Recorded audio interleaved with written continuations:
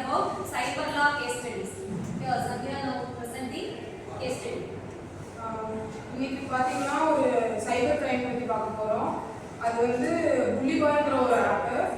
Actually இந்த app பார்த்தீங்கன்னா ஒரு நல்ல விஷயத்துக்காக தான் வந்து இது ஃபஸ்ட்டு வந்து இது இம்ப்ளிமெண்ட் பண்ணாங்க. பட் ஆனால் வந்து இது வந்து பார்த்தா டிராஸ்டிக்காக கொஞ்சம் தப்பான இதில் போக ஆரம்பிச்சது. இது எப்படி தப்பாக போக ஆரம்பிச்சதுன்னா 2021 பார்த்தீங்கன்னா ஒரு பொண்ணு வந்து திடீர்னு இன்னொரு பொண்ணுக்கு வந்து உன்னோட ஃபோட்டோ போட்டு கீழே பார்த்தீங்கன்னா அமௌண்ட் வந்து எகிரிக்கிட்டே இருக்குது. பார்த்தா ஏலத்தில் வந்து ஒரு ஃபோட்டோவை போட்டு இந்த மாதிரி கேர்ள்ஸ் ஃபார் சேல்ஸ் அப்படிங்கிறது ஒரு 100 பொண்ணுங்க ஃபோட்டோ போட்டதில் உன் ஃபோட்டோவும் இருக்குது அப்படின்னு சொல்லி சொன்ன உடனே இந்த பொண்ணு என்னன்னா அதெல்லாம் ஒன்றும் இல்லை, இதெல்லாம் வந்து எப்போ நடக்கிறதில்ல, சாதாரண விஷயம் அப்படின்னு சொல்லி இதை வந்து விட்டுட்டாங்க. பார்த்தா பெருசாக ஆரம்பிச்சது. பார்த்தா ஒரு பொண்ணுங்களா வந்து இதே மாதிரி மறுபடி இந்த மாதிரி உங்கள் பேர் போட்டிருக்கு, உங்கள் ஃபோட்டோ போட்டிருக்கு. அப்புறம் பார்த்தா ட்விட்டர் மெயினாக பார்த்தீங்கன்னா அவங்களோட ட்விட்டர் லிங்க்லாம் வந்து அதில் வந்து கீழே இருக்கிற மாதிரிலாம் அவங்களுக்கு காமிக்குது. பார்த்தா அவங்களுக்கு ரிக்வெஸ்ட் வந்து அவங்கள பயங்கரமாக தொல்லை பண்ண ஆரம்பிச்சிட்டாங்க. அதாவது ஃபிசிக்கலாக கிடையாது, மென்டலி பார்த்தீங்கன்னா இது பண்ணுறது. உன்னை நான் வந்து வாங்கிட்டேன், நீ எங்கே இருக்கிற, இந்த மாதிரிலாம் சொல்லி ஒரு மாதிரி ஹராஸ்மெண்ட்டான வேர்ட்ஸ் எல்லாம் யூஸ் பண்ணி இது பண்ணுறது. இது வந்து மெயினாக அந்த ஆப்பில் வந்து எதுக்காக இப்படி பண்ணுறாங்கன்னா மெயினாக வந்து அவங்களோட ஃபோக்கஸ் வந்து அந்த ஆப் சைட்லேருந்து பார்த்தா அவங்களுக்கு மெயினாக அமௌண்ட்டு, அந்த அமௌண்ட் இன்க்ரீஸ் பண்ண உடனே அந்த பொண்ணுங்களை வாங்கின மாதிரி சேலான மாதிரி காமிக்கிறது. அப்புறம் ஃபுல்லாக அமௌண்ட் வந்து எதிரி விடுற மாதிரி காமிச்சு ஒரு 5 lakh 10 lakh அப்படின்னு சொல்லிட்டு உடனே பே பண்ண உடனே அந்த பொண்ணோட ஃபோட்டோ வந்து ரிமூவ் பண்ணிட்டு அதே பொண்ணை வந்து எடிட்டிங் வேற ஒரு பொண்ணு மாதிரி காமிக்கிறது. இந்த மாதிரிலாம் பண்ணிட்டு இருந்திருக்காங்க. 2022 வந்து இது வந்து ரொம்ப பயங்கரமாக ஆக ஆரம்பிச்சது. அப்புறம் வந்து போலீஸ்காரங்கிட்டலாம் சொன்னவங்க வந்து என்ன சாதாரணமாக ஃபோட்டோங்கிறாங்க அப்படின்னு சொல்லிட்டு அவங்க வந்து அதை விடவும் முடியாமல், ஏன்னா ஒரு பொண்ணு 2 கிடையாது 100 பொண்ணுங்களுக்கு மேலே வந்து கிட்டத்தட்ட கம்ப்ளைண்ட் பண்ண ஆரம்பிச்சிட்டாங்க. எங்கன்னா உத்தரகாண்ட், பெங்களூர் அந்த சைடில் தான் பயங்கரமாக கம்ப்ளைண்ட்ஸ் எல்லாம் வர ஆரம்பிச்ச உடனே இது வந்து சைபர் கிரைமுக்கு மாறிச்சு. சைபர் கிரைம்ல வந்து இதை வந்து கண்டுபிடிச்சப்பறம் பார்த்தீங்கன்னா இந்த புள்ளிபாய் யார் இது கிரியேட் பண்ணான்னு பார்த்தா ஒரு 21 வயசு ஒரு இன்ஜினியரிங் பையன் தான் வந்து கிரியேட் பண்ணியிருக்காங்க. அவர் வந்து நல்ல நோக்கத்துக்காக தான் கிரியேட் பண்ணாரு. பட் ஆனால் இவங்க யூஸ் பண்ண விதம் வந்து தப்பாக அது இம்ப்ளிமெண்ட் ஆகி அவங்க வந்து வேற ஒரு ஆள் வித்துருக்கிறாரு. ஆக்சுவலி அந்த ஆப்பை பார்த்தீங்கன்னா அது வந்து அவர் வந்து தப்பாக யூஸ் பண்ணி கடைசியில் அவரையும் அரெஸ்ட் பண்ணி இவரையும் வந்து அரெஸ்ட் பண்ணியிருக்காங்க. இந்த ஆப்பை வந்து இவங்க தப்பாக யூஸ் பண்ணிட்டதுக்கும் இவரையும் அரெஸ்ட் பண்ணியிருக்காங்க.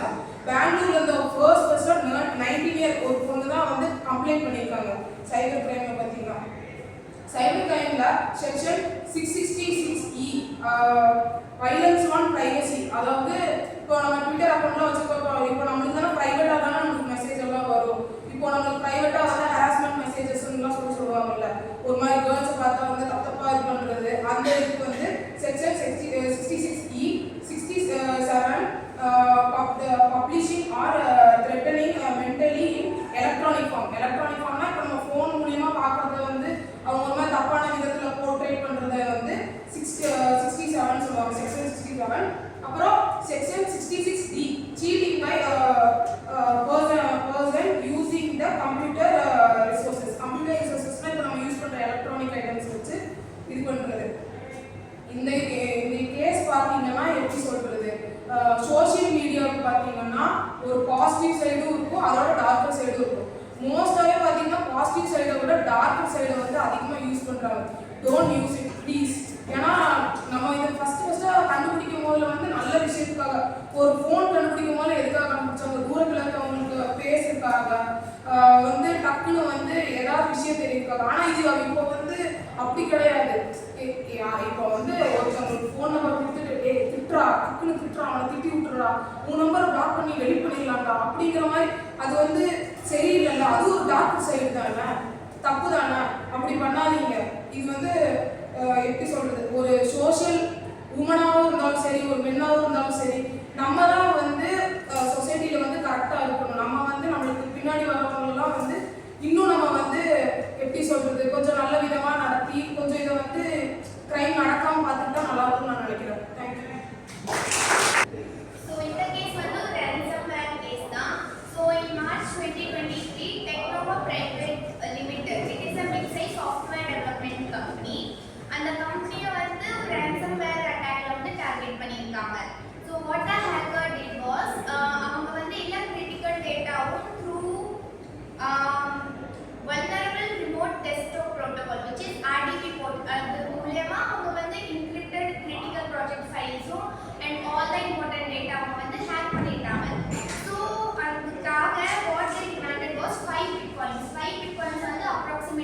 crore rupees. So what he demanded was, நீங்க வந்து 5 bitcoins கொடுத்தீங்கன்னா I will restore all your data. It was the case. So what the company has did now, the company refused to pay the ransom.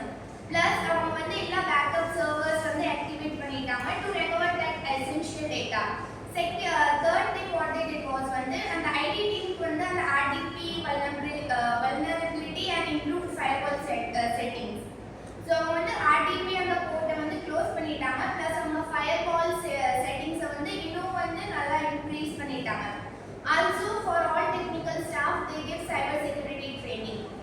It was the action taken by the company on this ransomware attack.